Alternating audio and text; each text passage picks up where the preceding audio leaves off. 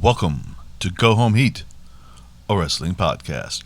We are going to bring to you a special edition of a sports entertainment special event, Hell in a Cell. Ray will be in here in a moment to go through the main event stuff. Ray is not the kind of guy that's going to fiddle around with pre-show mess. He's not going to fiddle around with non-main event quality matches. He's coming in here to talk about the important stuff. So he's going to let me, the peon, get you through the rest of this thing. I'm KP. Start out pre-show. We have a R-Truth versus Drew Gulak 24/7 match. It was fine. R-Truth goes over. And the most interesting thing in the pre-show, besides Mustafa Ali challenging the Hurt Business, any one of yours versus any one of ours, was the Jeff Jarrett R-Truth awkwardness in the way they bantered back and forth. And I wouldn't be surprised. R-Truth worked for Jeff quite a lot. And so when he called him Road Dogg over and over after after Jeff called him Little Jimmy, that felt strange. When you watched it, it was kind of awkward. I enjoyed it though. I'm all for awkwardness between people that have worked together and who knows how their working relationship was. I'm all for putting people like that in front of each other, in front of cameras, and let them try to deal with murky water. Now, moving on to we open this thing up with Jey Uso versus Roman Reigns in a Hell in a Cell match. I could not believe that was the first match. We're going to get to more details about it. It was a very character-driven talking match. Again, we're going to get more into that when Ray gets here in a second. So the result was Jey quitting in a very, I kind of called it in a way on the other things. He did not tie him up, but he did wind up getting him into a situation where Jimmy was in jeopardy, and then Jimmy quit. And then Jey quits to protect Jimmy. Okay, moving on, because we're coming back to that in a moment. Elias versus Jeff Hardy. We get a quick little concert where Elias seemed to have some heat with Jeff Jarrett too pre-show. Went back and forth. I don't know if Jarrett may have some heat. I don't know. Maybe he just kind of, that's how his sense of humor rolls, but there was a lot of awkward with him there today. Not 100% sure why this was on this card. They just started getting mad at each other 2 weeks ago, and suddenly they're on the card. Elias is claiming that he believes Jeff Hardy hit him in the car when we all know it was Sheamus. But hey, wrestling's silly like that sometimes, and I guess they just wanted to have this. Another reason why I didn't know why it was on the card is because I didn't feel like this was going to be anything. I felt like, okay, well, they're going to go out there and wrestle for a couple of minutes, and then it's going to get thrown out for some stupid reason. And sure enough, they wrestle for a couple minutes. Elias goes for the guitar. Jeff grabs the guitar, hits Elias with it, gets DQ'd, and we're going right back into this program again tomorrow. And I don't really understand why we did this here. But say lovey. Next up was The Miz versus Odie. Again, this was, not a whole lot to it. We've seen this matchup quite a bit, whether it be Miz and Odie in tag matches. So if you're into this kind of stuff, if you like wrestling, you've watched these guys wrestle before, probably 10 times. And it was similar, and I was not enthralled by it, but I do think that The Miz getting this thing matters. Getting the Money in the Bank kind of matters for the quality of the shows. And when they kick Morrison out, I'm thinking, well, they went the interesting part because he could cheat to win. Lo and behold, they got me. I never thought Tuck was going to switch. Some people online said they had thought it all along and had predicted. Some people in the Twitter world. I was stunned. Tuck hits him with the briefcase, his tag team partner for years, his best friend supposedly, and lo and behold, now we will talk to Ray about that in a sec, but lo and behold, we have ourselves a heel that is a huge man that can wrestle, and we also have, because Tucker can go, man. He can go. I've always kind of thought he has the potential to be a big deal in the company, and I want to see him go ahead and do it. And then we also had the briefcase in Miz's hand, so that's interesting as well. Next up was Sasha Banks versus Bayley. This will be one that me and Ray really get into. I loved it. Sasha goes over. Like I said, we're going to get into that more in a little bit, but we're going to go through the rest of the card again and come back to Ray in a moment. Then we wind up with the impromptu called out Mustafa versus Lashley. They get a quick promo backstage, and they bring out Bobby Lashley, a member of the Hurt Business, to put up his challenge to Slapjack for the U.S. title. And this was okay. I'm not 100% sure why this was here. There are programs that have been going on. But it was an okay match. Bobby slaps him in the full Lashley, gets him put away there. The Retribution attacks. Mustafa raises his hand, which I guess is his calling card for his finish for his guys, and they look like they're going to get Lashley in it, but the pause allows Lashley to get his wits about him. By then, the Hurt Business is in the ring, and Mustafa runs to higher ground. So we'll see where this goes. At some point, the new faction that's been pushed down our throats needs to do something positive. Other than promos. Mustafa's killing it in promo world. Then your main event of the evening was Drew McIntyre versus Randy Orton in a cell match. And I said in the Twitter world, and I fully believed when they came out there, they are going to have to do something magical to get me invested in this because of how great I felt that the other two cell matches were. And then Randy Orton, after a pretty bruising part that was good, but it just wasn't Sasha and Bayley or Roman and Jay, they start climbing the cage, which I never thought I'd see Randy Orton at this stage of his career decide he wanted to climb a cage.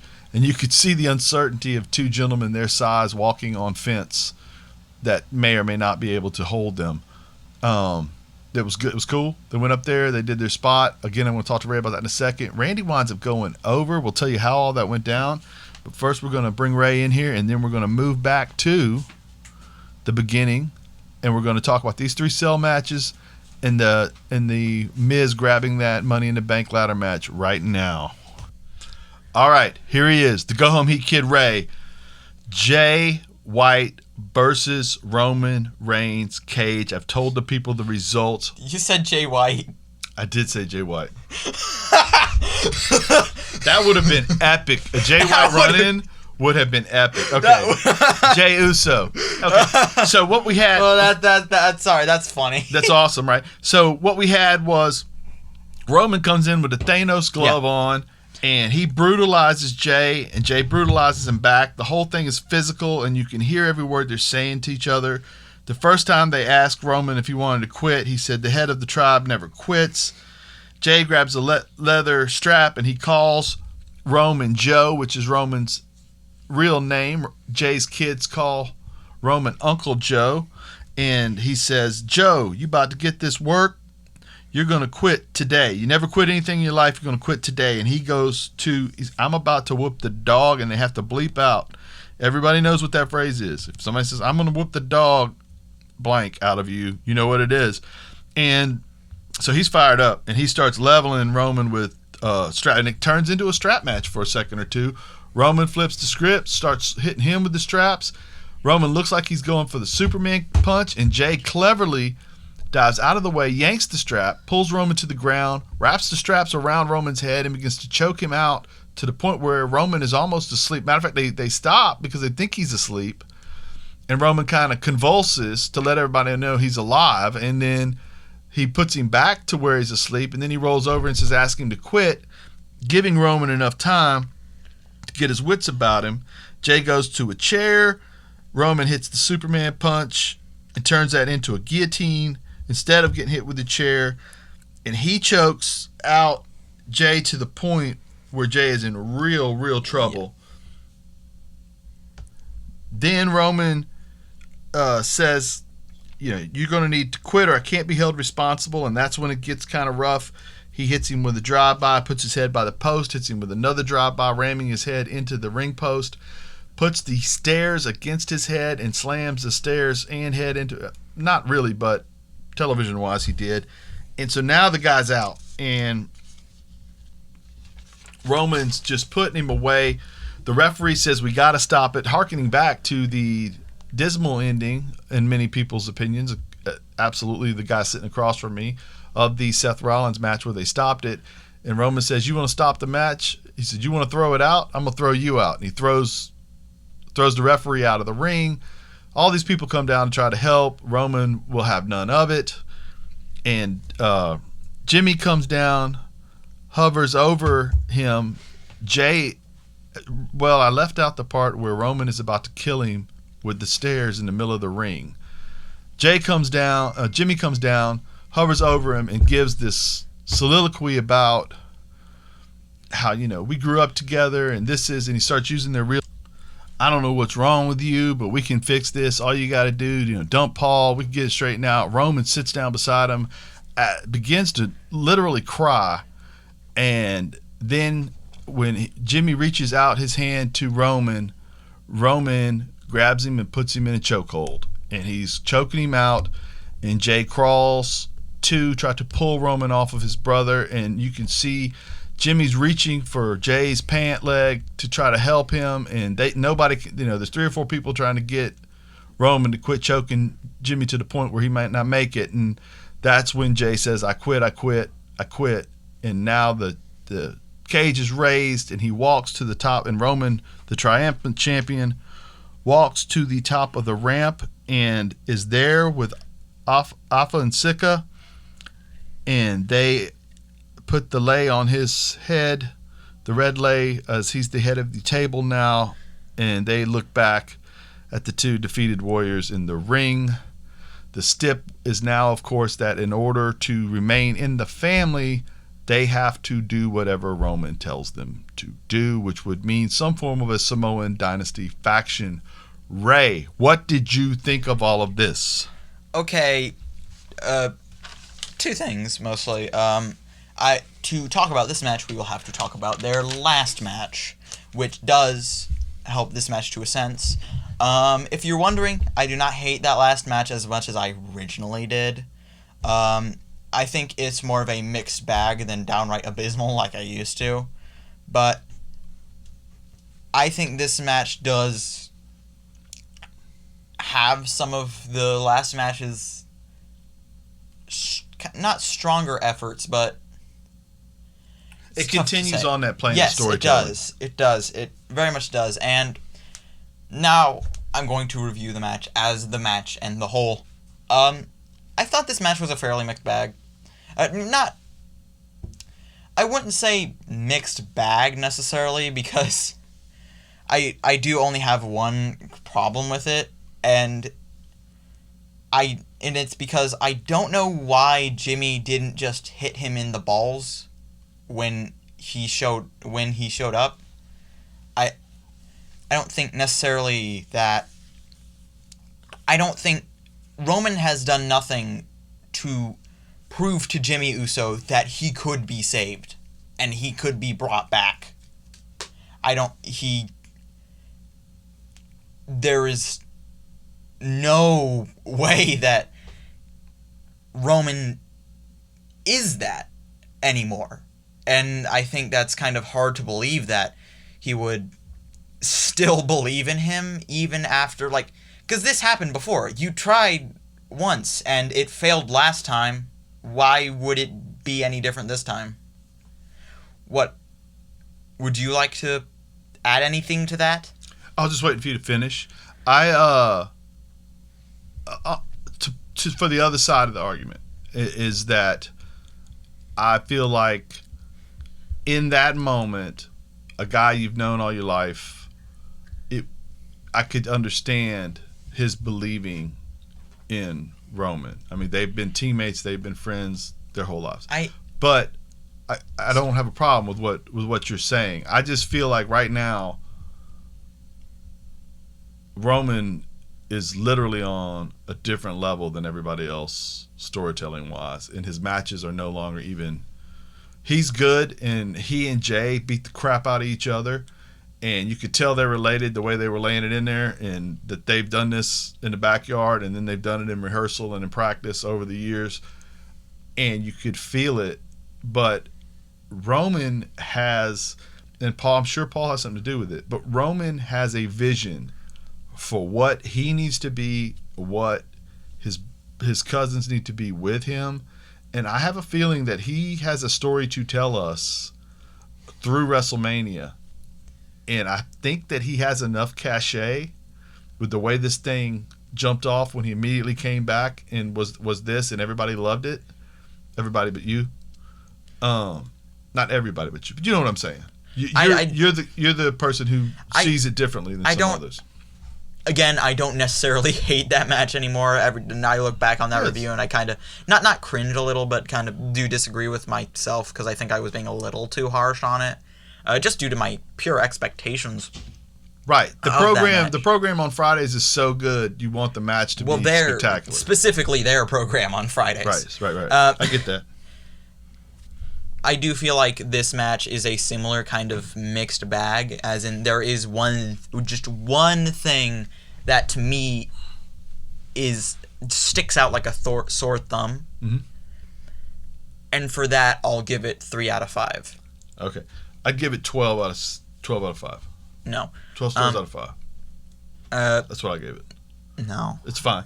Okay, let's move on to the spectacular heel turn of the evening, where because I already told him about the other matches. Yeah. Tucker hits him with the thing. We now have a heel in Tucker. We have Otis is free to be a babyface on his own show and do his shtick by himself. He's got his own music. Mm-hmm.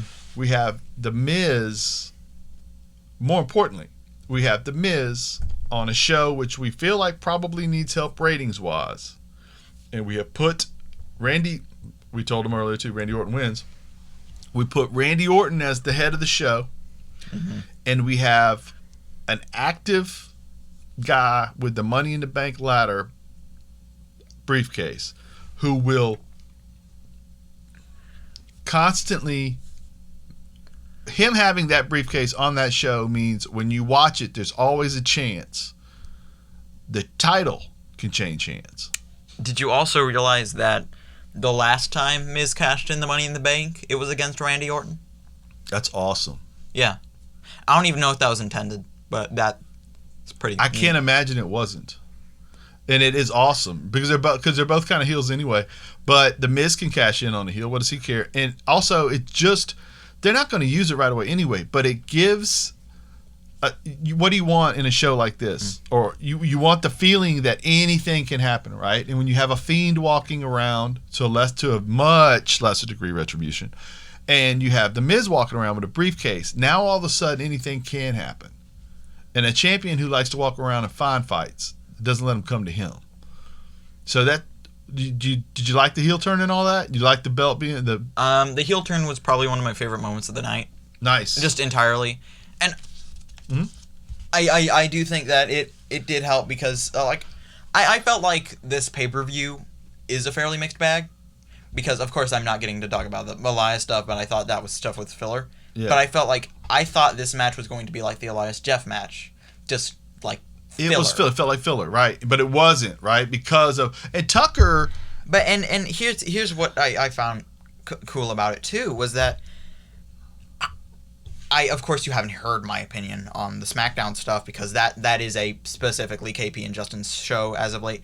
But I've been getting so bored of the Otis stuff. Yeah. Me, personally, it's just been getting so old. Right. And it just felt like there was just one joke, and they just kind of kept doing that joke. And I thought that this is going to sound mean, but I don't think Otis really... It's hard to find Otis intriguing on I'm going to win a world title level and go do interviews at Good Morning America, because they have him doing caterpillars. Yeah, it's tough to... A comedy act shouldn't be your champ. I'm so happy they got that. That was my one problem with the Money in the Bank thing, too. To me, Big E's different. Well, Big E's absolutely different, because right. Big E kind of could switch. And he could switch it in a moment. It felt like when Big E, it felt like, oh, he's just doing this because he thinks it's fun. With Otis, the caterpillar was his gimmick. That was his thing. And I don't know if you know this, but there's footage on one of their shows where they ask him if he can dance, and he says no. And then he says, well, I can do the worm. And he does it. And the guys who, like, are in the character development role at almost pre-NXT Yeah. levels, they looked at each other like, oh my God, we got something. So crazy, right? Because you're right. What I'm saying is you're right. That's absolutely Like with what Biggie, got him with to the Biggie, dance. there are layers, right? Like Absolutely. He's phenomenal. Talent. under this, there is a menacing guy here. He could. Well, he started out and a he bodyguard. could sell that. I could not buy Otis being Not yet. menacing. They have to tell that story. If they want that to happen, they have to tell that story, and that will take months, if not years, to bring him back to the point of Formidable. Formidable, right. And but just- Tucker, on the other hand, they can do it quickly because he is Tucker big was and never that strong, guy. and he's a great wrestler. Tucker was all of it. never the comedy spot. No, he was the straight man, right? Yeah, Now, and I really loved that. right. Let's move to Sasha Banks versus Bayley. This was certainly my favorite match of the night, by far, and it's tough because I did feel like the build up to this match, of course, haven't heard my opinion on the SmackDown stuff, was kind of abysmal. I did not like Sasha's promos. I did not like Bayley's promos, and I think I might be sitting at a lonely table here, but I dislike the way Sasha delivers promos, and I think Bayley was kind of brought down by her. But that's just the segments, though. This match was phenomenal. Right. Like, and it's very perplexing for me, and it's very, not perplexing, but confusing. Same thing, but I disliked the segments so much, but this match was great. Yeah, let's get into this Like, match. this match was so good. Sasha she holds a Hurricane Rana and turns it into a back statement. She does the running meter. She has the table set up in which one side's legs aren't up and the other side's are. So she's able to ram Bayley into the stage, into the fence 2 or 3 times, put her end on the ground so she has a ramp, runs and hits a Meteora like that, which was just incredible. She does some form of a off the ground, onto the apron, onto Bayley Meteora, and then that looked like it hurt her too. Then she turned that into an immediate Meteora off the top rope. She did a Conrada where she did a jump from one to the apron to her again. Bayley was fantastic this whole time. She winds up getting a ladder set up on two. The ladder was set up on 2 chairs for Sasha to get injured on by Bayley jumping onto her with a chair, and that sort of eventually that winds up backfiring because Sasha winds up getting Bayley into a bank statement where Bayley's head is in the chair that she had brought to finish Sasha off with, and she utilizes her foot as she's got her in what is a crossface. This time around, she utilizes her foot to kick both the chair, the seat of the chair and the leg of the chair, basically closing what would be at this point a mouth of a chair where her head is stuck in around her face and neck. So of course eventually she taps creative spot after creative spot. These girls were vicious, they were athletic. You asked me when it was over if that was my match of the year so far, and I said I don't know. I will say this: normally, if I'm doing a match of the year, it's a match I've watched 3 times, maybe 4. If you ask me immediately following a match, and I tell you, immediately following a match, is that match of the year, and I tell you I don't know, that's as good a compliment as I can give a match. You know what I'm saying? Yeah. That thing was phenomenal. And Sasha Banks is putting together a string of matches. You can go all the way back to her and Bayley. Bayley too, but you can go all the way back to her and Bayley at NXT. And you can say, well, maybe that's the best. I don't know. And then you can go back and say, well, there was a match on a Raw where her and Charlotte were choking each other in the railways. That was crazy. You can say in a Hell in a Cell match with Beck. This one was as good as any of those, maybe better. This was definitely my favorite Hell in a Cell match, the Four Horsemen specifically. Of them, yeah. Okay. This was my favorite. If you ask me how I'd rank them, I'd rank them Charlotte, Becky, Bayley. If you're just asking me personally, but it was phenomenal. Yeah, it was great. There is no better female wrestler. You could say Charlotte, but that part of that is strictly personal taste. I'm talking about ringing the bell, walking out there and doing a match. She's certainly top 5. Top 5 women's in the world, wrestlers? straight up. Well, depending on what's in Stardom. I mean, Yeah, she's right there. She had a banger with Io, and they had a walk finish of it, or it would have been a chance. It would have had a chance. Yeah, If they would have let it finish out right. Yeah, and Io, and dude, she's Io great. and Sasha's crazy. Yeah, she's great. But I do have. That's like, hey, let's put 2 ninjas in the ring and see how they do. You know what I mean? They're gonna do Hurricane Rana's on each other at the same time. I wonder if Jet Li and Jackie Chan could have a good match. Yeah, of course they can. Go ahead. But I did have only one small criticism of this match. Yes. And it was that some of the spots didn't seem like they were worth the pain that they went through to do those spots. That is also Sasha's whole career. That's what kind of been my one criticism of her, is that, like, dude, like, you're trying to do what is not physically possible, which is such a strange criticism. Well, yes, because she's hurt herself sometimes doing things, right? And the thing is, like, she's so athletically gifted that I'm sure gravity doesn't, like, reason with her like it does with the rest of us. And so she says, well, I can, like that crazy spot where she jumps from the ground to the apron and then gives her 2 knees. I'm 100% sure she thought through the whole part about, I can jump from here to there and jump to there easily. She didn't think through the part about there's nowhere for you to flatten out your back on the landing. Because you're too close, because the fence is there. There's not that much distance between the fence and the ring. So when you fall, your butt's got to go straight down, because she grabbed her butt immediately when she hit the ground. That hurt a lot. That totally hurt. There's no way it didn't. She doesn't really think through a lot of her spots before she does them. She just had to think through the landing. Yeah, that was my problem. That was my one problem with, like, the Charlotte match, was that it finished off of Charlotte just kind of throwing her into the table. Right. And it never broke. And it's like, dog, you expect that thing to break? She's like 40 pounds. Dude, she's like 80 at most. You can't just keep, You can't just, like, if you continue to hit concrete with the feather is what gets hurt. Right? Yeah. Okay. So I'll give this a 4 or 4.5. Drew versus Randy is the main event of the evening. Man, this match was really mediocre up until that one spot. Till it wasn't. And then it kind of got a little boring again. Okay, let's talk about this. Go ahead. I felt like after the Sasha Bayley thing, because we're not counting the Ali thing, because that's not what we're putting it up against. It's basically a 3-match card. The Hell in a Cell matches and then the Otis thing. Yeah. This match was kind of mediocre.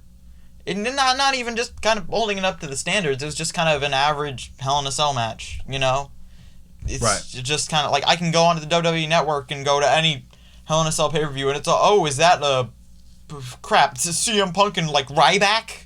And I wouldn't see a match that's any worse or better. Right, I get you. Probably because it has Ryback in it, but you're thinking that. I'm thinking this is pretty good, but it doesn't measure up to what I've seen earlier tonight. And then Randy leaves the ring, and he walks up the runway, and then he decides he's going to go up to the top of the cage. Yeah, okay. Let's talk about this. This got me really anxious. Yes. Like really, really anxious. And it's hard to, like, I don't know if I can criticize a spot like that, like, in my right mind, because I know, they almost got injured, or they could easily die from there. Like, and I feel, like, bad criticizing it, but like, did you have to? Like, did Drew have to fall? Well, if he didn't, though, then the whole match would have been what bothered you. it would have felt like just another match. It still kind of bothered me. But, like, I felt like this spot in particular, I liked this spot. It was a pretty good spot. It looked like it hurt a lot. I wouldn't take that spot. I wasn't expecting Randy to take that spot. The spot we're talking about is when Drew goes from table. the top of the first layer of the cage, which is probably 10 feet like off the ground. one Seth and Dean did Yeah. a little while ago. He does that onto the announcer's table, goes through the announcer's table, and then he crawls as Randy kind of stalks him back into the ring area. Randy actually helps him into the ring. He's got him dead to rights. Drew has one last gasp. He hits a Claymore. We think he's going to win. He doesn't. He gets ready for another Claymore, and Randy does what Randy does best. He fell to the ground. Drew jumped right over him and missed. And then when Drew turned around, RKO 1, 2, 3, and now tied for second all-time in World Championships with Paul Levesque. Randy Orton. I still think I thought like a WWE World Championships. Yeah. I thought this match was it's Paul Levesque and John Cena, right? Triple H and John Cena. Yeah. Yeah, I think John Cena's probably number one. Yeah, and if you don't count Rick's stuff in WCW, yeah. Right, NWA and all those other titles. Yeah. And I thought this match, I don't know where they're going. I don't know where they're going for. I don't think this program's over, which is frustrating. I was ready for this to be so over. Oh my god. And now every time I tune in, we have to get at least another month. Every frickin' time I tune in on Raw, again, you haven't heard me talk about this. Every time I frickin' tune in on Raw, it's the same stupid rivalry. And it's alright, like, but it also seems like Randy's trying to cut kind of mediocre promos so it can make Drew look good. Yeah. And that's frustrating because of how much talent Randy has. And we've seen that freaking talent, you know? Well, and he was killing him on the promos the first month of this. He's cut some of the great promos, you know? Yeah. And this match, to me, was just kind of okay. I didn't love it. I didn't hate it. Okay, do you want to rate it? I'll rate it.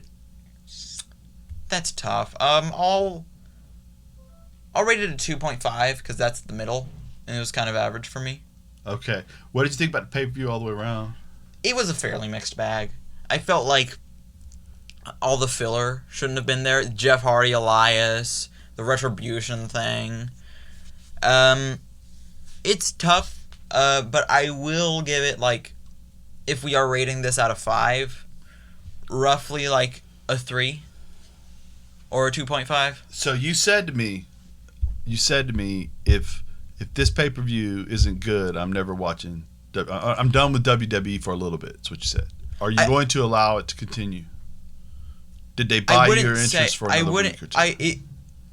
If they go on another mediocre streak, I think I'm going to be done for a little while. But I think for now, I'm okay. I'm kind of done. Since I've already kind of done with NXT right now, I think for a while, I think I'll check to see out what's happening. Yeah. Huge thumbs up. If they go on another freaking mediocre run, because if you ask me, I don't think they had a single above average show this week, but if they go on another one, I'm just gonna take a break. I'm not gonna stop. I'm just gonna take a little break, but I hope these next shows are good. All right, so there you have it. They have won over another week from the Go Home. They have not kid. won over me. Another week. Another week. Oh! I thought you said that they've won over me, and I was like, no, they haven't. Right now, as you know, if you've listened to me, I feel differently about the way these last few weeks and months have been. I really enjoyed these matches. I do get where he's coming from on them all. Like, I understand the criticisms. I get the filler criticisms, especially because it really felt like we're going to have a cell match, then we're going to cool it off. We're going to have a cell match, then we're going to cool it off. We're going to have a cell match. Just a personal question for me. How would you rate all of the matches out of 5? How many stars would you give? I would say the cell matches specifically. I would say Roman's match was close to a 5, but not quite. It wasn't.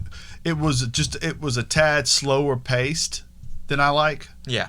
but I got that they were telling a story, and I understand. I don't think they could have had the match they wanted to have and have it be what I wanted.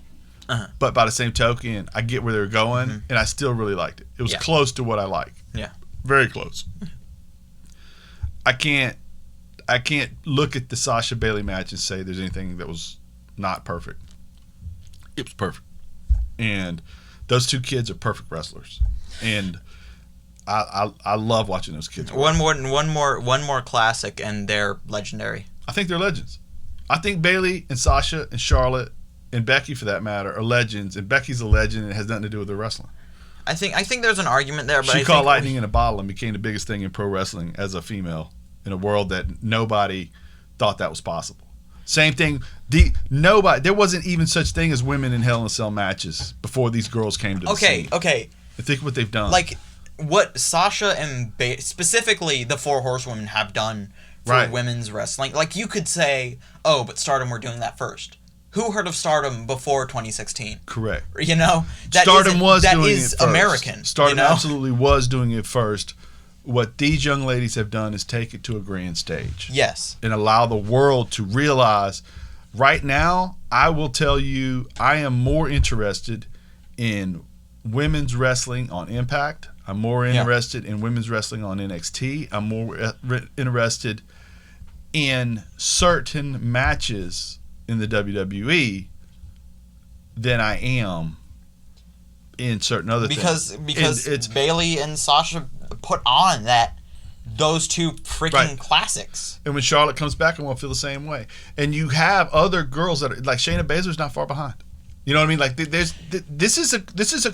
I believe that it's a golden age of in-ring work anyway. If you factor in the fact that we're getting so many hours of wrestling on TV, and yet you have a match on and this is not a WWE, this is a sports entertainment thing, but if you say the quality of wrestling you get on TNT on Wednesdays, the quality of wrestling you get with NXT, the quality of wrestling you get with TJP and Falaba, I can't believe I named him, with TJP and Willie Mack and those guys. Well, you named them because they're tag team partners, you know. Correct. But when you talk about the quality of wrestling in the world right now, and then what we get in the G1 tournament, and you can just watch it for $9 on your TV, this is a golden age of wrestling. But it is really the golden age of women's wrestling. Absolutely. I feel like if you ask most people what is the golden age of wrestling, well, if you ask me what's the golden age of wrestling and what's the golden age of WWE, those are two different stories. Right? Well, the golden age of WWE could be considered the Hogan Savage years. Probably many people would say the Attitude Era, but none of that has to do with ring work, does it? Well, you could also argue the Ruthless Aggression era. That was like Kurt Angle, that was more Brock ring work. Lesnar. That was more ring work oriented. That was a very ring oriented, you know? Well, you had Guerrero, you had Edge, you had... But also with that, you had freaking Triple H. You had people who could cut promos, dude. Young Randy, Triple H, Ric Flair. Like, you had people who are now legendary for being... talkers. Jericho. Talkers. Jericho. And he might be the worst. Jericho was a middle of the road talker back then, and now he's the best in the game. The one of, you know what I mean? Yeah. Absolutely. Yeah, it's a goal. Look, I really appreciate y'all listening. We went on a little rant there at the end. Yeah, and I think if you're a wrestling fan right now, I think you're freaking lucky. And if you don't like WWE, I get it. Don't worry about it. There's something else out there for you. If you do like WWE, great. Enjoy the crap out of it. This is a wonderful time to be watching wrestling, and especially if you like watching women's wrestling, because it is phenomenal right now. So for Ray, for me, KP, this has been a Go Home Heat production, copyright 2020, going home.